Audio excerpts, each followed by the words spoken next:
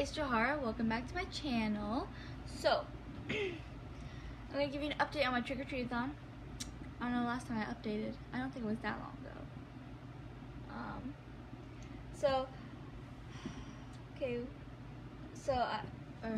I keep forgetting to pull up the stupid thing with all the prompts before I make the video, but luckily it's like right easy to get, so there, I'm already there. See? So what did I already tell you I already read? Okay, so this is the first book I read, which falls under read a book with a female lead who will probably hex you if you mess with her, which is Lizzie Hearts, daughter of the Queen of Hearts, because I mean she's awesome and she does have a good heart, but at the same time she is fierce and she doesn't let many people see her heart. I think the only people that have seen her heart are her closest friends, would be the Wonderlandians, you know. And yeah, so yeah, awesome book. I rated it 5 out of 5 stars on Goodreads. Definitely worth a read. In this series, there's 4 books in the series. You do not have to read the first or fourth to understand this book. You do need to read the second though. Second book I rated 4 out of 5 stars, I think, or 3 out of 5. It was one of the two, but it wasn't a bad book. It just wasn't perfect like this one was. This one was amazing in every conceivable way possible, but I might be a little biased because it is about my favorite characters, not including Cedar. I mean, I don't have a problem with Cedar, but she's not one of my favorites. But it's about Lizzie, Maddie, and Kitty, and then Cedar. Lizzie and Cedar a little bit more, and Lizzie is my all-time favorite character, Maddie being second, Kitty being third. So yeah, yay on that, no? But yeah. And then the second book I read, which is this one, the 4th book in that series, which was for Demon Read a book that has more than one point of view, like some those possessed by demons. And this one I rated, I think, 2 out of 5 stars. I mean, it's not bad.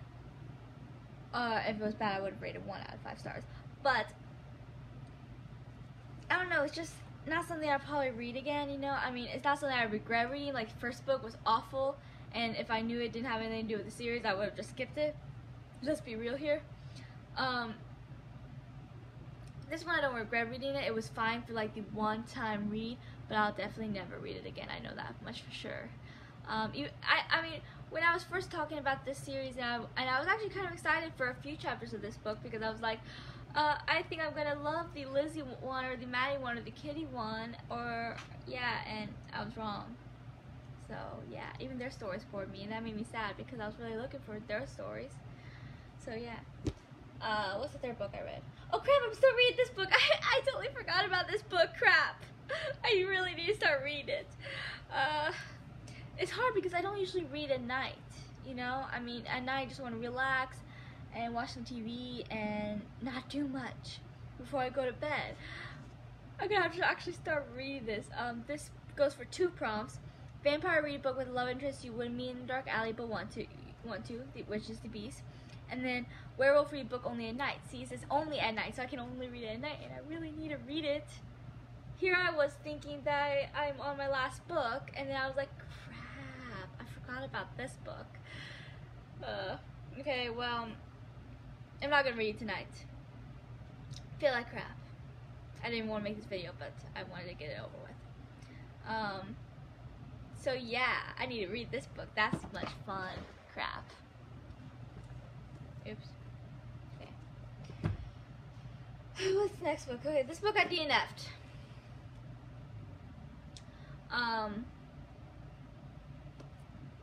So I failed this prompt. What was it? I already told you that I can't do Faye read a book you've always been too scared to pick up, because there's no book I'm too scared to pick up. But this one, oh my gosh, it sucked. Like beyond sucked. Or what I read of it. I DNF'd it. What prompt was this for again? No. Which book was this? Crap. Siren, read a book someone has recommended to you. So yeah, yay for that. Boo for that, actually. Okay, so what's next? Okay, I just finished this book, and it didn't take me long at all to finish it, because this is my 2nd time reading it, and I was just as into it as it was the first time. I'm going to do a review on it here in a minute. Actually, I might wait till tomorrow because, I mean, I still remember it really well. So I might just wait till tomorrow because I do not have the energy, or I feel like crap, so I really don't want to. Kind of energy going along. I just want to get this video over with because it won't take as long as a review, because review I get pretty in-depth to it. So I don't have the energy for that right now. But I rated this 5 out of 5 stars on Goodreads. It was amazing. I mean, 5 out of 5 stars for most people means it was perfect. Like there was like 0 to just 0 to a couple flaws in it. Which most books do have at least 1 or 2 flaws. I mean, there's only one series I can think of that I actually think has 0 flaws, and that's Seekers by Erin Hunter. And like, no one should be surprised at that. I don't think that has any flaws. You know, it's like the one series I read that's like there's just no flaws. There's like nothing wrong with it. There's like it's a book you can read throughout all the year. Like there's like perfect for winter, fall, spring, summer. It's perfect for happy mood, sad mood, and it's just perfect for everything. And this conversation is not supposed to turn into a Secrets rant, but of course it had to, because this is me we're talking about, and Secrets is my everything. Secrets is my one true love. I'm not even joking there. So anyways, I love this book, absolutely, you know. I think I mean, I had little issues with, I mean, the main characters are the 4 here and then Maddie. It doesn't show Maddie, but these 4 characters and Maddie are the main characters, and the evil queen. And Monica, kind of, a little bit. So yeah, those are the main characters. I don't like Apple or Frankie. Love Dracula, she's my favorite character on Most High. Raven, I do love, I think she's in my top 10. I made a list on my phone from my other channel. I haven't made it yet, but I think she was in my top 10. I think she's on the higher scale on the 10, but she's definitely in my top 10.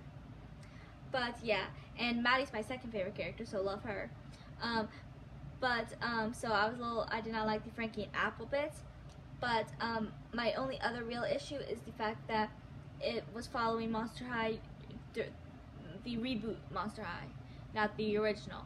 And I think the only thing that could have made it a little bit better, besides discarding Frankie and Apple, period, like making this about Lizzie and Maddie, and then Jackie, Laura, and Claudine. Like, that would be the best thing ever. I mean, Claudine's not my second favorite character. Like, Lizzie and Maddie's my first and second. Twilight's my second favorite, and then Abby. But Jackie Laura was never close to either one of them. Her best friend is Claudine, at least in the original, and the reboot, Frankie's her best friend. But yeah, anyways, that was not the point of this conversation. I think the only thing that could really made it better, besides discarding Apple and Frankie, period, because I have issues with them. Apple a little bit more than Frankie, but that's another story for another day. That's my train of thought. Is if they had it following the original Monster High instead of reboot. I mean, but at the same time, I don't hate it because it was following the reboot, because, I mean, the story would have been really different if it wasn't following the reboot, because it had a lot to do with the mapalog, which was something that only the reboot has, and that skull key that Dracula wears around her neck, like in a necklace form. Those had a huge part to play for this story, and yeah, so if it wasn't for that, if they could find another way to do this without the mapalog skull key, I say yeah, original Monster High any day. But it wasn't terrible because it was following the reboot. I mean, the reboot isn't terrible, at least not the first one. The second one could have been better. The first movie, on the other hand, wasn't that bad. Still not nearly as good as the original, obviously, but that's another story for another time. I think I just went on a whole Monster High rant on my other channel, A Harry Potter Girl, so go check that out. But yeah, so I love this book. Definitely think if you're a Monster High and Ever After High lover and got all bitter that they never made the crossover movie, which they were planning on, if Ever After High didn't get canceled, Monster High didn't get a reboot. But they did make a crossover, which I think a lot of people don't realize, but it was in book form, so you have to be a reader to really want to read it, you know. And yeah, so if you love both Monster High and Ever After High, then check this book out. It's a perfect crossover. And I just started this book. I was gonna say today, but I think I started yesterday. I read the prologue yesterday and started chapter and read the first, what, 3 chapters today? 2 chapters because I'm on chapter 3. Yeah. Yeah, I'm definitely gonna do a review for this tomorrow because I'm feeling like crap. I'm feeling the worst. I didn't eat much today. I just had some McDonald's, but I was over at my dad's while my mom and dad were out, and he didn't have much food, and so I didn't really eat much except this morning, which was barely, and then just now, so I feel like crap. So yay, that. But anyways, this is Monster High book. On this channel, I already did reviews from the other Monster High series, but these are from two different authors, 2 completely different stories. They don't go together at all. The other one follows the movies pretty well, except it doesn't follow the main characters, which is a new spin. It follows Rochelle, Rebecca, and Venus, and the character that this author made up, Sai, who I absolutely love, and I'm just bitter that he wasn't in the movies. Like, she made a perfect character in Sai. Moving on. That's my train of thought. Great. This book is very different. It follows, the first book follows Frankie and Melody. All 4 books follow the 2 of them. But the second book also follows Cleo a lot. Third book follows Claudine a lot, and 4th book follows Dracula a lot. And I only read the series once, which was years ago if I remember correctly, and I'm really excited to read it again. This book, I think I rated it. I didn't have Goodreads back then, but I think I'm going to rate this one 4 out of 5 stars because I'm not the biggest Frankie fan, and this one has a lot to do with her. Second, third, 4th book, I believe are going to be 5 out of 5 stars unless I change my opinions on them, which I don't think I will, especially the 4th one because it does follow Dracula and she is my favorite character. So like, how can it not be 5 out of 5 stars just for that reason at all? Like, seriously, it's like, so yeah. But yeah, in this one, Melody is a new school it just moved to Salem, and she's new at this new school. And Frankie literally was just created, just like the beginning of Monster High, the original at least. She was just created. So she's 15 days old, so she doesn't understand anything. And then Melody, she used to be kind of like the ugly duckling, you know, her family all perfect, and then she was all not. But then all of a sudden, she looks a lot better than she once did. So it was explained in the first chapter. So, and then all of a sudden people started treating her better, and she was like, "You only treat me better because I look better. Like, this is bogus, people." And then, yeah, but she had a lot of asthma attacks, and so they decided to move because apparently the air where they used to live wasn't good for her asthma. And that made her older sister really bitter because she's like a year away from college, and she did not want to move. And yeah, her older sister is all about looks and very selfish. Don't like her.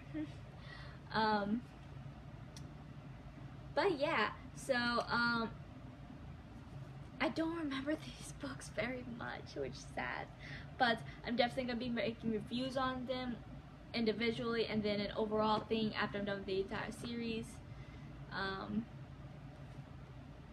So yeah, and this is the last book I need to read. Well, this and this. Tomorrow night I'm definitely gonna try to read this like all throughout. Or I'm not gonna try to finish it tomorrow night, but just read like several chapters.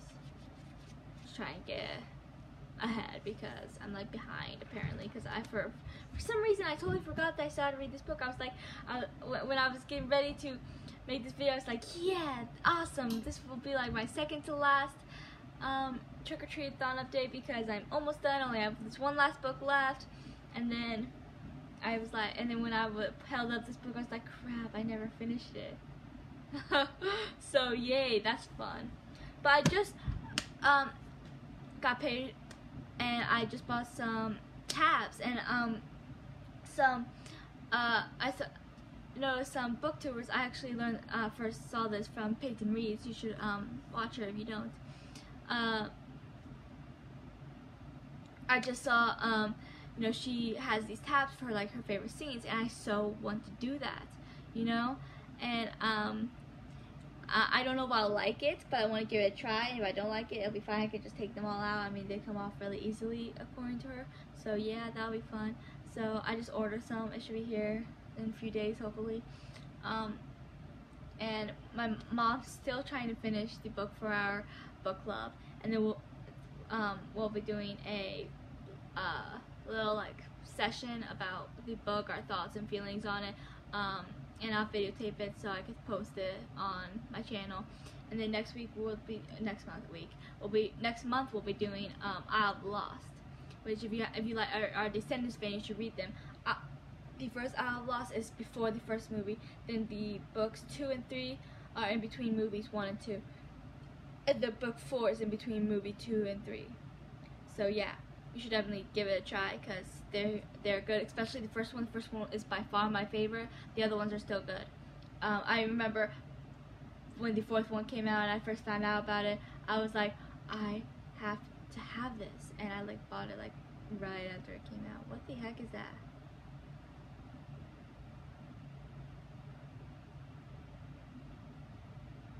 Sorry, there's something. And I'm too lazy to get up to see what it is, but at the same time I'm curious. But you know what they say, curiosity killed the cat. Anyways, is there anything else I wanted to say on this video before I leave? Treadathon shouldn't take much longer. I should definitely finish these last 2 books, or I should definitely finish the Monster High book. It's hard to get myself to read at night, so we'll see if I finish this, but I hope I do, because I already couldn't do 1 prompt because there's no book that fits it for me. And then I DNF'd 1 book, which eliminates 1 prompt. At least I think it eliminates it. I mean, I started it. Does that count? Like, no, I doubt it. I mean, never said finish a book someone recommended to you. Only said read a book someone recommended to you. And I technically did read it a little bit. So I think that counts. I maybe cheated a little bit, but oh well. Sorry, that thing is just... I don't know what the heck that is. Oh well. It's like a huge bug. Never seen anything like it. Don't think it's a spider. It does have a lot of legs. I don't get squeamish over bugs. Except for wasps. I can't do wasps. Anyways, what's I gonna say? I think that's all for this video. Oh yeah, for the tabs, I'm going to reread Seeker soon, and I'm going to tab them because I really want to be able to find my favorite parts easier. Do spiders have antennas? I don't think it's a spider. What the heck is that? I'm sorry, I'm getting distracted. Anyways, moving on. So that's the end of this video. Please like and subscribe and comment your updates on your trick-or-treat-thon, and I love to hear from you, and I'll talk to you guys later. So I'll see ya.